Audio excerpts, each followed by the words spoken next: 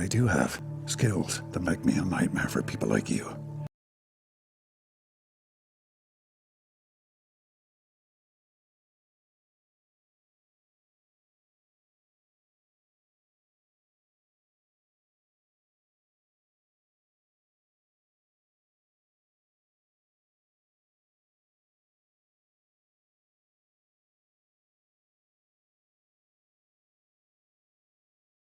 All right, now it's very difficult for some people to get to grips with the idea of creating money out of nothing. So I have this island analogy which I like to use.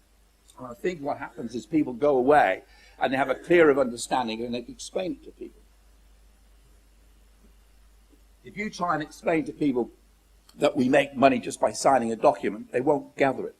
So I want you to imagine there's a group of 1,000 people and we've had enough of Cameron and his cohorts and we've actually sailed to the South Pacific in search of a new land.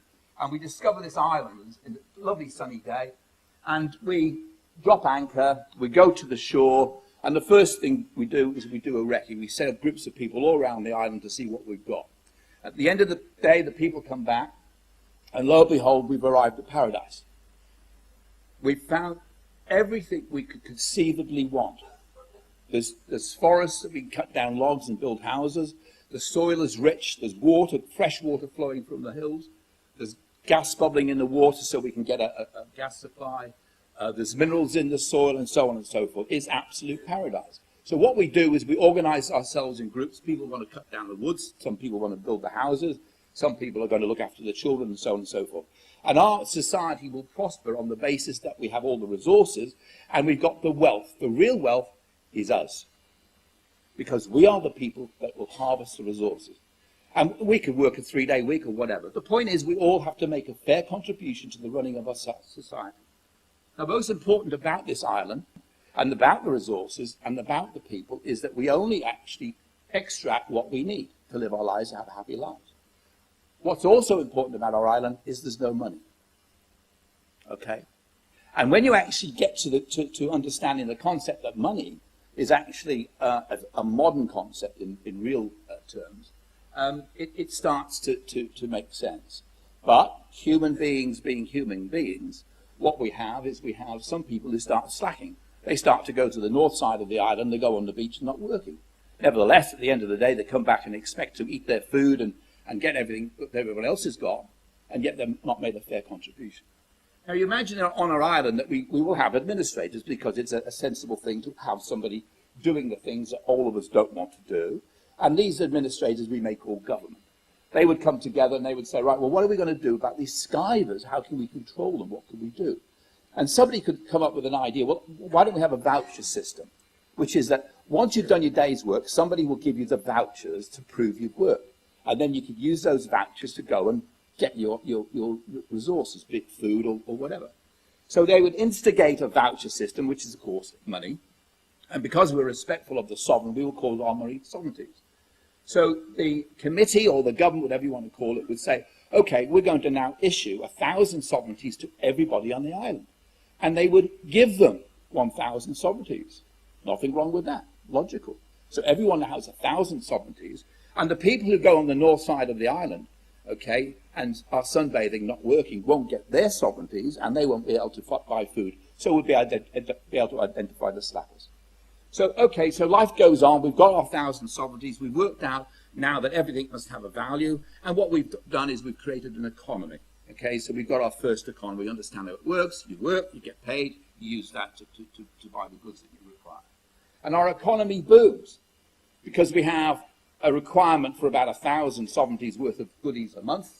And we earn them each month. And life is happy and life is good.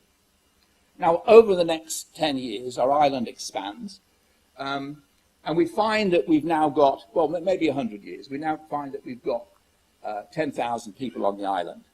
But all of a sudden, the economy's gone poor. It's gone bad on us. We don't understand why.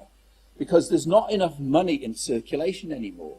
Because there was only 1,000 for 1,000 people, and yet it cost 1,000 for people to actually buy the goods and services they need. So the problem we've got, the committee are sitting around and say, well, we don't understand it. Many years ago, we had a fantastic economy. What's gone wrong?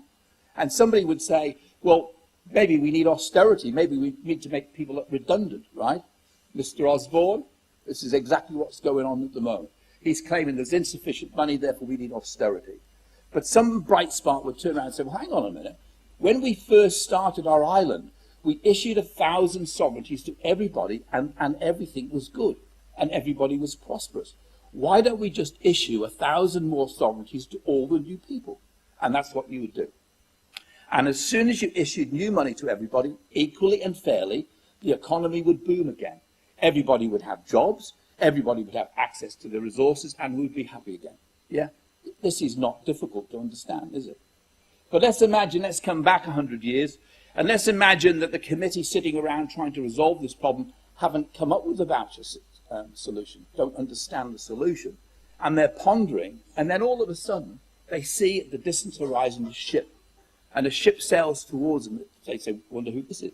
And the ship drops anchor, and there's a little rowing boat that starts to row towards the island. And in the rowing boat are a whole pile of people with hats on like this. And what do you think they are?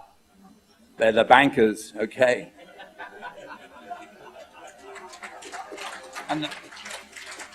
And the bankers meet with the committee and they have a cup of tea. And the committee say to the bankers, well, we've got a bit of a problem at the moment because, you know, we've got these people who aren't actually working, doing their fair share. And the bankers would say, well, we have a solution for you. Oh, that's good. What's the solution? Well, we have money. And money is very valuable. And we can actually lend you this money.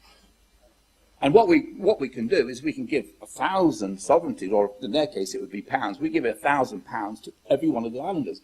But you must sign a promise to pay. Yeah. Now, the islanders haven't twigged that it's actually their own money. And the bankers are convincing them, lying through their teeth, that what's going on here is the bankers have got something that we don't have, the people don't have. So they lend each of the islanders £1,000, and the islanders duly go about their business as they would do normally. And the bankers say there's just one condition, of course, because it's our money, right? There's a 10% charge. And the islanders, knowing no better, say, well, okay, that's fine. So life goes on as normal. At the end of the year, the bankers come back and they say, we'd like our money back now, thank you very much. So the islanders say, fine. So they collect all the money together, they put it in a big box, and the bankers count it up and say, right, £1 million, that's good, thank you very much indeed. Where's the 10%? And of course, the islanders look at each other and say, well, we don't have the 10% because you didn't create the 10%. So the bankers would say, well, I'll tell you what, we'll make it and we'll lend it to you so you can pay us back, which they duly do. So they put 1,100,000 into circulation, give it back to the islanders, and away we go for the next year. And the islanders haven't twigged yet, because of course the islanders have to pay 10% on the 100,000 as well. And the next year the banks come back and they say, right, now we want our £1 million back, plus the £200,000, plus the 10,000 on top of the 100,000, and you know where this goes, don't you? I'll remove my banker's hat. So the point is that the islanders don't realize what's going on, and then the banks say, well, you know, we're going to do it another year, and of course it's 1,300,000 and another 20,000. And this time the bankers say, we're a bit nervous about you guys because we keep having to increase the debt of your island. We think your island is worth about £5 million. So we're going to take your island as security for the debt. And the islanders, knowing no better, give them their island as security. And it goes on and on and on for several years. And eventually the islanders go back at the beginning and say, okay, we'd like to borrow the money again. And this time the banker says, no, we're not going to lend you this time. We're going to foreclose. And the bankers steal the property. That is exactly what's happening today. That's what's happening all over the world because of the banking system. It is a fraud. Because the islanders simply did not realize, did not appreciate that the money belongs to them. It's our money, it doesn't belong to the bankers. We have been hoodwinked into thinking the bankers are the people creating the money. All right, so let's go back to the promissory note, the circumstances. Oh, by the way, before I forget, on our island, if the bankers were to actually persuade a few people, give them extra money to buy the water supply, the gas supply, the electricity supply, what do you think we tell them to do? Precisely, row off. So the lunacy is that we have actually sold off our natural resources to the bankers. Right, let's come back to the promissory note.